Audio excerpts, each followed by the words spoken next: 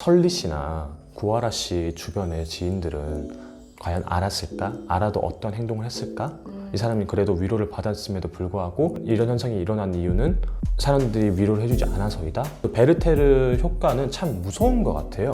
사실 우리가 사람 사이에 공감이 당연히 되잖아요. 내가 좋아하는 사람이 힘들면 나도 옆에서 힘들어지고. 제가 봐왔던 그런 아이돌이 함께했던 아이돌이 없어졌다, 자살을 했다, 극단적이었다. 우물을 보면은 그 우물에 비춰져 있는 우물도 저를 보잖아요. 근데 자살도 마찬가지인 것 같아요. 우리가 계속 자살을 생각하면 그 자살이 나를 언젠간 집어삼킬 만큼 시야가 작아진다고 생각을 해요.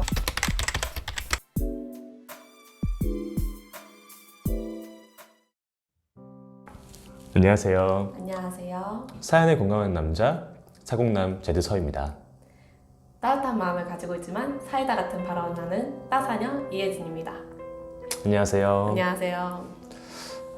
며칠 전에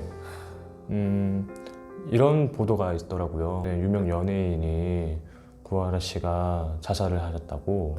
되게 슬픈 소식이 또 전해졌네요. 구하라 씨가 설리 씨와 베프 관계라고 하더라고요.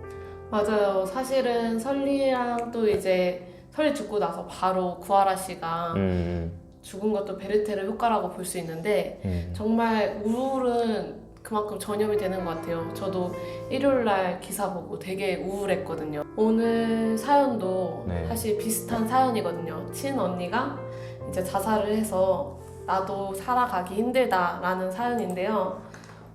그 사연을 한번 읽어보면서 같이 우리가 조금 더 위로할 수 있고 이 사건에 대해서 얘기해봤으면 좋겠는데 한번 사연을 읽어보도록 하겠습니다. 네. 친언니가 자살을 했습니다.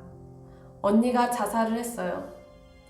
그 뒤로 삶에 대한 의욕도 사라지고 그냥 내가 사는 이유는 살아있는 엄마 아빠가 마지막 가는 길 잘 정리해드리고 보내주는 거다 생각하고 살고 있어요. 언니가 세상을 떠난 뒤 친구들과 연락도 안 하고 그냥 하루하루 살아가고 있는데 학업 때문에 혼자 자취를 해서 혼자 있는 그 순간들이 올 때마다 견딜 수 없이 우울해지고 그냥 언니를 따라가고 싶어요. 진짜 어떻게 해야 될까요? 살려주세요 제발. 이렇게 사연을 올려주셨네요. 너무 안타까운데요. 저는 너무 힘들 것 같아요. 언니의 죽음은 자신의 뜻과는 별개로 이루어진 상황이잖아요. 제 인생에 이런 고통이 왔을까, 시련이 왔을까. 남들은 잘 살아가는데 이런 마음도 들고 원망도 되게 많이 들 것 같아요.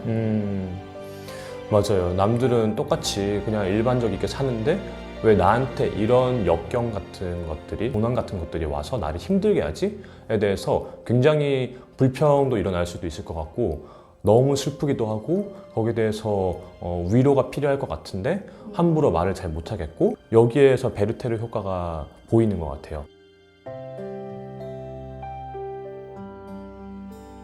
제가 처음에 받아들였을 때는 주변 사람들이 좀 더 신경을 써주지 라는 말이 나오더라고요, 자동으로. 그쵸. 네. 근데 사실은 그렇게 위로해주는 게 되게 어려운 것 같아요. 저도 저번 영상에서 쓰진 않았지만 제가 죽을 용기가 필요하다. 근데 차라리 그 용기로 살아가라라고 말을 했었어요. 근데 제 편집으로 잘라놨는데 사실 댓글에 그런 얘기가 있더라고요. 그럴 말을 쓰는 사람은 그 사람의 당사자의 마음을 몰라서 그렇다. 정말 이기적이다. 어떻게 그렇게 말할 수가 있냐.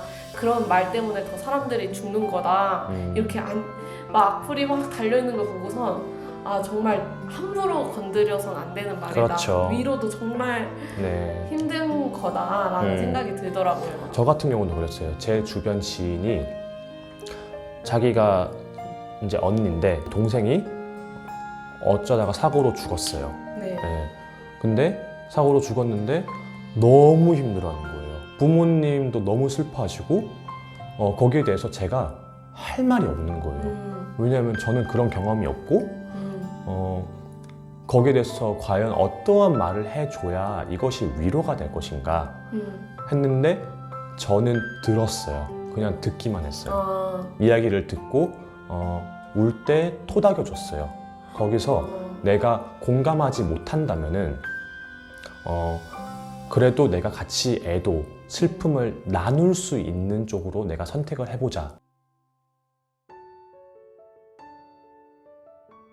늘 보던 그 사람이 없어졌다. 내 사람이, 그 소중한 사람이 없어졌다 했을 때 굉장한 상실감과 허무함과 자책감도 들 것 같아요. 그러니까요.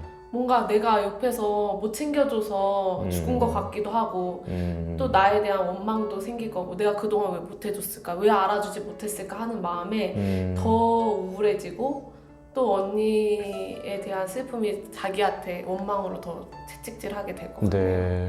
지금 언니가 당연히 자살을 했으니까 얼마나 그 자살에 대한 사건이 자기 코앞에 있는 사건이고 그것만 바라보게 되겠어요. 베르테르 효과가 일어날 수 있다고 생각이 들어요. 정말로 내 자신도 죽음을 생각하지 않을까.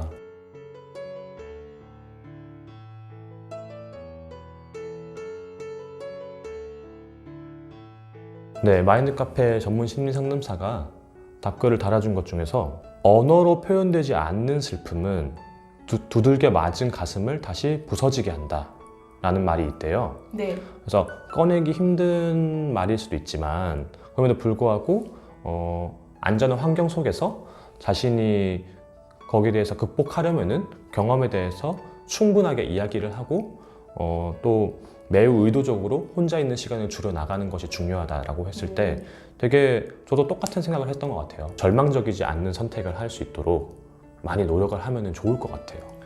맞아요. 저도 이런 마음은 혼자 극복하기 되게 어렵잖아요. 어디 가서 말하기도 힘들고 또 자신의 아픔을 또 얘기했을 때 다른 사람들이 내 고통을 어떻게 생각하나 라고 했을 때 엄청 고민이 많이 들 텐데 이분은 그래도 자기 입 밖으로 꺼내는 말도 힘든데도 올려주셨잖아요. 일단 그 부분에서 굉장히 칭찬을 드리고 싶고 또 자기의 삶에 있어서 강한 삶의 의지를 보인 거라고 생각을 해요. 죽음이라는 이런 큰 사건 뒤에는 사실 우리가 상처를 받으면 병원 가서 치료를 하잖아요. 그걸 네. 당연하게 생각을 하는데 상담이라는 것 자체는 사실 편견 때문에 멀리 생각하는 경우도 있잖아요. 뭐 비용도 조금 비싸기도 하고 또 가는 것도 아 내가 이런 것 가지고 가도 되나? 마음의 병은 보이지 않기 때문에 근데 지금 당장 가셔서 저 너무 힘든데 저 좀 고쳐주세요. 저 배가 아파요 하는 것처럼 저 마음이 너무 아파요. 저 좀 치료해주세요. 살려주세요. 이렇게 말을 할 수 있는 이렇게 마카님이 됐으면 좋겠습니다. 조금은 우리가 주변 사람들 그리고 자기 자신도 많이 신경을 써줘야 되지 않을까 싶어요. 그게 감정적이든 아니면 행동이든